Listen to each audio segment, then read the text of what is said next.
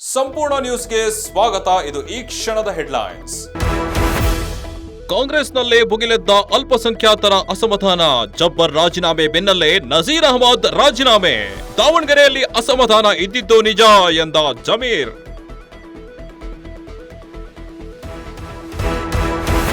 CM ರಾಜಕೀಯ ಕಾರ್ಯದರ್ಶಿ ನಜೀರ್ ರಾಜೀನಾಮೆ ಬಗ್ಗೆ ಸಿಎಂ ಭೇಟಿ ಆಗ್ತೀನಿ, ನಾನೊಬ್ಬ ಸಾಮಾನ್ಯ ಜನಸೇವಕ ಎಂದ ಜಮೀರ್ ಅಹಮದ್.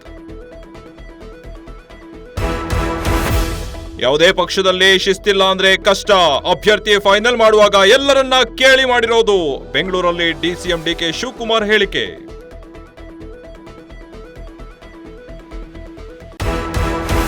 ದೇಶದೆಲ್ಲೆಡೆ ಡಾಕ್ಟರ್ ಬಿಆರ್ ಅಂಬೇಡ್ಕರ್ 135ನೇ ಜಯಂತ್ಯೋತ್ಸವ. ಎಲ್ಲೆಡೆ ಅಂಬೇಡ್ಕರ್ ಪ್ರತಿಮೆಗೆ ಮಾಲಾರ್ಪಣೆ, ಗೌರವ ನಮನ.